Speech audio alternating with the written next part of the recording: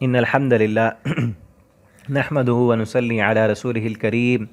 أما بعد، أعوذ بالله السميع العليم من الشيطان الرجيم من همزه ونفخه ونفثه. بسم الله الرحمن الرحيم.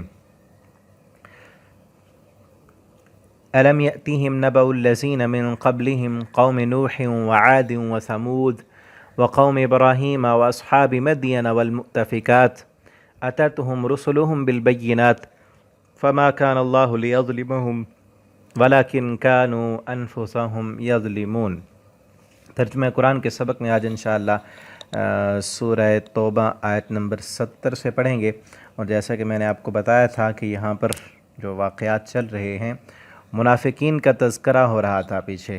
اللہ تعالیٰ فرماتے ہیں منافق مرد منافق عورتیں یہ آپس میں ایک دوسرے کے دوست ہیں. پھر ان کو سمجھایا اللہ تعالیٰ نے کہ تم بھی فائدہ حاصل کر لو. تم سے پہلے جو لوگ تھے ان کو ہم نے زیادہ اقتدار زیادہ قوت دی تھی، انہوں نے بھی نافرمانی کی. ان کا حشر جو ہوگا تمہارا بھی وہی ہونے والا ہے. ٹھیک ہے نا. الم یاتہم، اب یہاں اللہ تعالیٰ فرماتے ہیں الم یاتہم، کیا نہیں آئی ان کے پاس نبأ خبر الذین، ان لوگوں کی من قبلہم جو ان سے پہلے تھے. اب اللہ تعالیٰ نے وہ قومیں گنوائی ہیں جن کی بستیاں شام میں تھیں، جو ان کی خبریں بھی کچھ نہ کچھ یہ سنتے رہتے تھے اپنے آباء و اجداد سے. ٹھیک ہے نا، کہ ان کو کیسے ہلاک کر دیا گیا. تو وہ چیزیں اللہ نے بتائیں، قوم نوح کی، وعاد اور قوم عاد کی، سمود کی، وقوم ابراہیم، قوم ابراہیم کی، واصحاب مدین اور مدین والے، والمؤتفقات اور الٹائی گئی بستیاں. یہ ان کے پاس ان کی خبریں نہیں پہنچی کہ قوم نوح کو کس طرح طوفان کے اندر غرق کر دیا. قوم عاد جو اپنی طاقت اپنی جسمانی قوت کے اعتبار سے بڑی ممتاز تھی اور کہتے تھے من اشد منا قوہ، ہم سے بڑا طاقت والا کون ہے.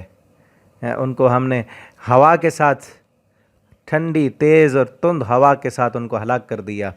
سمود قوم ابراہیم جو کہتے تھے ابراہیم علیہ السلام کو جنہوں نے جلانے کا پلان بنایا، ان کے ساتھ کیا حشر ہوا. اصحاب مدین اور مدین والے، یہ ساری بستیاں قریب تھیں ان کی اور ان کی خبریں یہ سنا کرتے تھے اہل مدینہ. اتتہم، آئے تھے ان کے پاس، رسولہم ان کے قاصد ان کے رسول، بالبینات واضح نشانیاں لے کر. فما کان اللہ لیظلمہم، پس نہیں ہے اللہ تعالیٰ کہ ظلم کرے ان پر، ولکن کانوا انفسہم یظلمون، لیکن وہ سب خود اپنی جانوں پر ظلم کرنے والے ہیں. اللہ نے ظلم نہیں کیا، وہ خود ظلم کرتے ہیں اپنے آپ پر، اللہ کی نافرمانی کر کے، اللہ کی بغاوت کر کے. جب اسلام کو قبول نہیں کیا، اللہ کے رسولوں کے پیغامات کو نہیں مانا انہوں نے، تو ظلم کیا. اللہ تعالیٰ نے ظلم نہیں کیا، اور یہ دنیا میں ان کو سزا تھی. آخرت میں ان کے لیے جس طرح پیچھے ہے نا، وعد اللہ المنافقین والمنافقات والکفار نار جہنم، ان کے لیے جہنم کی آگ کا وعدہ ہے. اب آگے مومنوں کا تذکرہ ہے. جیسے میں نے بتایا تھا نا آپ کو کہ قرآن میں جہاں منافقوں کا ذکر ہوتا ہے، مومنوں کا بھی ہوتا ہے، کافروں کا ہوتا ہے تو ایمانداروں کا بھی، جنت کا تو جہنم کا بھی. تو ایسے پیچھے جو ہے نا، پچھلے سبق میں پڑھا ہم نے منافقین کا تذکرہ تھا. اب یہاں مومنوں کا ذکر ہے. اللہ تعالیٰ فرماتے ہیں والمؤمنون، اور مومن مرد جو ہیں، والمؤمنات اور مومن عورتیں، بعضهم اولیاء بعض ان کا بعض کا دوست ہے. اولیاء بعض جو ہے وہ بعض کا دوست ہے. جیسے پیچھے تھا نا، منافق مرد اور منافق عورتیں، وہ ایک دوسرے کے ساتھ ان کا تعلق ہے، ان کا مسلمانوں کے ساتھ ان کی دلی ہمدردیاں نہیں ہیں. ٹھیک ہے نا. اب یہاں دیکھیں اللہ تعالیٰ فرماتے ہیں مومن مرد اور مومن عورتیں وہ آپس میں ایک دوسرے کے دوست ہیں، ان کا منافقوں کے ساتھ کوئی تعلق نہیں. یہاں سے نا مجھے ابھی یاد آئی ایک بات، جب مطالعہ کر رہا تھا اس وقت میرے ذہن میں نہیں آئی، ابھی آ رہی ہے. ایک میڈیا پر نا، ایک چینل پر، کافی عرصے کی بات ہے، میں نے ایک سنا، مجھے اب یاد نہیں ہے کہ وہ کون تھا. وہ ایسے اسلامک سکالر جو بنے پھرتے ہوتے ہیں نا اسلام کو بدنام کرنے کے لیے، اس سے کسی نے پوچھا کہ جو ہے نا کیا مرد اور عورت، ایک لڑکا اور لڑکی آپس میں دوستی لگا سکتے ہیں؟ اس نے کہا ہاں کیوں نہیں، یہ قرآن کہتا ہے. یہ آیت پیش کی کہ مومن مرد اور مومن عورتیں آپس میں ایک دوسرے کے دوست ہیں، لہذا کالج اور یونیورسٹیوں میں جو بے حیائی فحاشی اور یعنی ہو رہی ہے تو وہ جائز ہے. سب مسلمان ہیں نا، مومن ایک دوسرے کے دوست ہیں تو دوستیاں لگاؤ. کس قدر قرآن کی غلط تعویل ہے. یہاں اللہ نے کس ضمن میں بیان کیا کہ وہ آپس میں منافق ایک دوسرے کے دوست ہیں، مومن مسلمان کی خیر خواہی آپس میں ایک دوسرے کے ساتھ ہوتی ہے. اور پھر اسلام نے پردے کا بھی ذکر کیا ہیں ستر و حجاب، وہ کس سے پردہ کرنا ہے؟ ہر غیر محرم سے۔ ہاں دوست ہیں، مومن مرد جو ہیں وہ آپس میں مردوں کے ساتھ دوستی لگائیں، عورتیں جو ہیں ان کی دوستی عورتوں کے ساتھ ہو۔ اور خیر خواہی، یہاں سے اصل مراد ہے خیر خواہی۔ مومن عورت جو ہے وہ مومن مرد کی خیر خواہی سوچے، اسلام کی خیر خواہی سوچے۔ اور پھر جو اصل دوستی کا اسلام نے جو بنیاد بنائی ہے وہ نکاح ہے، نکاح کر کے آپس میں ایک دوسرے کے اس سے بڑا، اور حدیث میں بھی آتا ہے کہ سب سے زیادہ محبت کرنے والے نکاح کرنے کے بعد اس سے بڑا کوئی محبت کرنے والا نہیں ہے، ٹھیک ہے نا۔ تو اس آیت سے یہ غلط مسئلہ نکالنا کہ دوستیاں کرنا جو، ورنہ تو یہ غیر محرم کا جو تعلق ہے، نبی صلی اللہ علیہ وسلم نے اس کی کتنی زیادہ وعید بیان کی ہے، ٹھیک ہے نا۔ تو ایسے لوگوں کو اللہ کا ڈر اور خوف کرنا چاہیے جو قرآن سے غلط تعویلیں لیتے ہیں، ٹھیک ہے نا۔ ورنہ اپنے یہ جو کالجوں یونیورسٹیوں میں نام اسلامیہ یونیورسٹی ہوتا ہے، اسلامی یونیورسٹی اور ڈپارٹمنٹ بھی اسلامیات کا، اور اس میں جا کر دیکھو کہ کافر بھی شرما جائیں جو وہاں کرتوت ہو رہے ہوتے ہیں، ٹھیک ہے نا۔ اب ایک ہمارے علاقے کا ایک گیا بندہ وہاں یونیورسٹی میں، بہاولپور اسلامیہ یونیورسٹی میں، اس نے آ کر جو تجزیہ کیا نا، وہ لفظ میں نہیں بول سکتا یہاں پر، وہ کہتے ہیں یہ اسلامیہ یونیورسٹی ہے، یہ تو فحاشی اریانی کا اڈا ہے، فحاشی کا اڈا، اس نے لفظ بولے کہ یہ یونیورسٹی نہیں، یہ تو بدکاری کا اڈا ہے، جہاں دیکھو کوئی لڑکا لڑکی بیٹھے ہیں، وہاں بیٹھے ہیں، وہاں بیٹھے ہیں، کہاں 4 جا رہے ہیں، کہاں 2 جا رہے ہیں، یہ اسلام، یہ تعلیم حاصل کر رہے ہیں۔ تو ہمیں اللہ سے ڈر جانا چاہیے، اور خصوصاً ان لوگوں کو جو پھر ان لوگوں کو جو ہے نا قرآن کریم کی ایسی آیتوں سے استدلال کر کے دیتے ہیں کہ جاؤ جو مقالہ کرنا ہے کرتے رہو، اور اصل بنیاد اور سبب یہ ہے کہ والدین نکاح نہیں کرتے، جو چیز کرنی ہے، کرنے کا جو کام ہے، شادی کریں ٹائم پر، ان کی نکاح کریں، وہ کرتے نہیں، اور تعلیم دلوا رہے ہیں۔ ان کو تعلیم کی ضرورت نہیں ہے۔ جب یونیورسٹیوں میں یہ حالات ہوں، جب ہوٹلوں میں کمرے بک کرانے والے یہی لڑکیاں اور لڑکے ہوں، جب جو ہے نا زنا سے پیدا ہونے والے بچوں کو گرایا جائے، کئی روزانہ کے واقعات آئے ہوتے ہیں، اس وقت ان کو تعلیم کی ضرورت نہیں، نکاح کی ضرورت ہے۔ ان والدین کو سوچنا چاہیے، ٹھیک ہے نا، جن کے تعلیم کے نام پر ابھی پڑھیں گے، اپنے پیروں پر کھڑے ہوں گے، بڑے ہوں گے، پھر شادیاں کریں گے، اس وقت تک یہ پتہ نہیں کہاں تک پہنچ چکے ہوں گے، کتنے مکالے کر لیں گے یہ۔ اللہ ہمیں سمجھ دے، ٹھیک ہے۔ تو مومن مردوں کے ساتھ دوست ہیں، ان کی خیر خواہیاں ان کے ساتھ ہیں، مومن عورتوں کی دوستیاں اور خیر خواہیاں مومنات کے ساتھ ہیں۔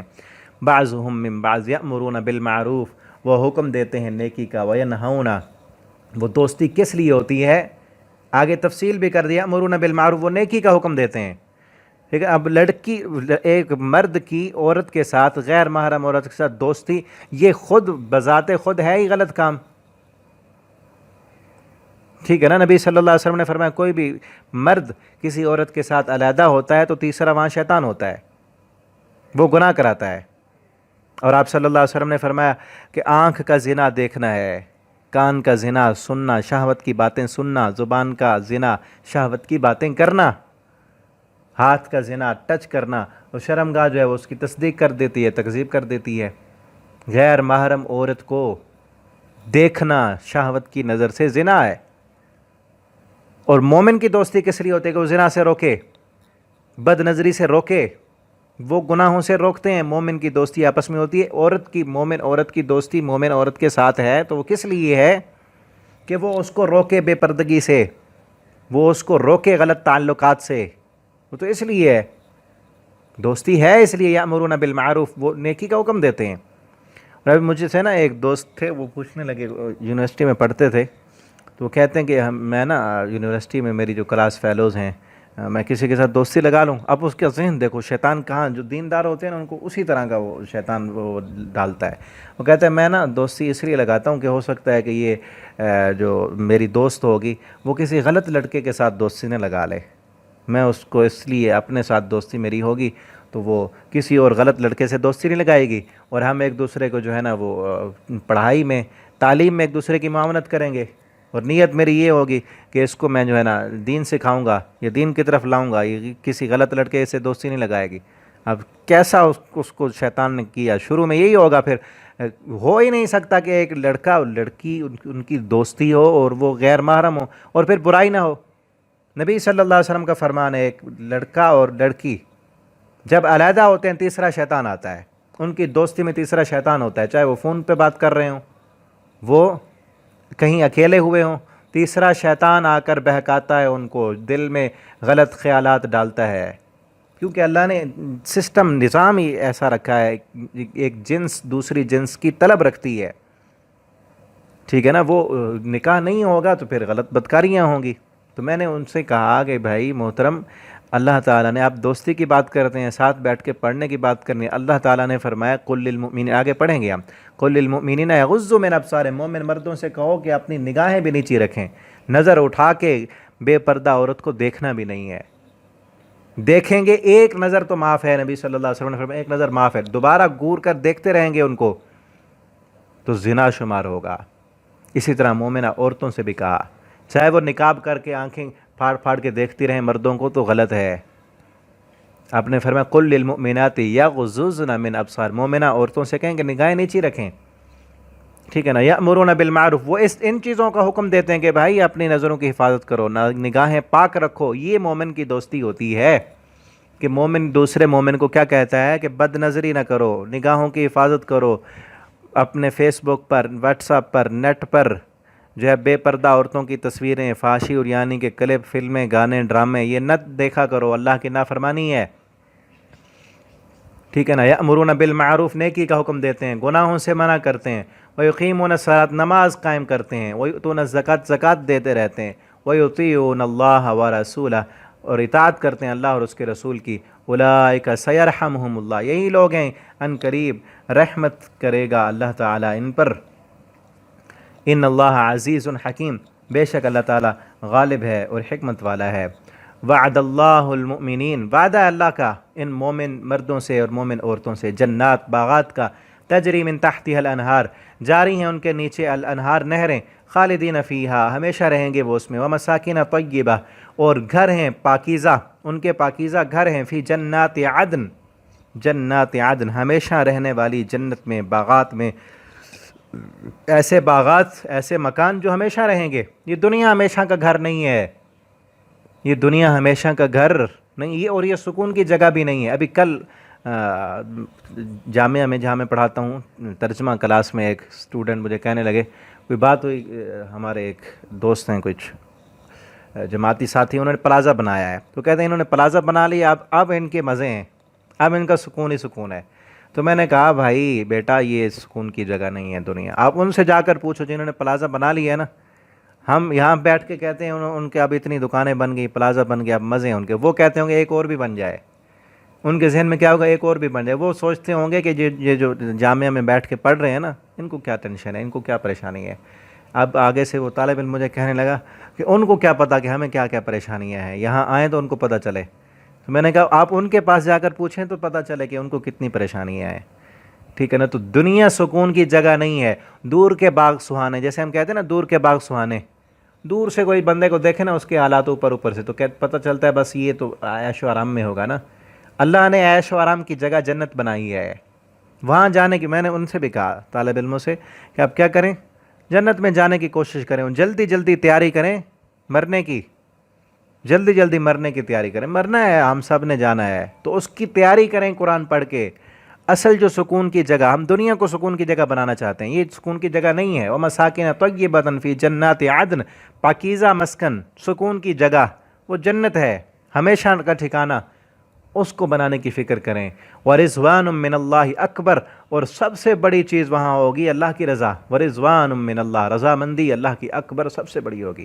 ایک جنتی کے لیے سب سے بڑی جو نعمت ہوگی وہ اللہ کی رضا ہوگی۔ جب اللہ اعلان کریں گے کہ اے جنتیو جنت میں رہو، آج میں تم سے راضی ہوں، کبھی ناراض نہیں ہوگا۔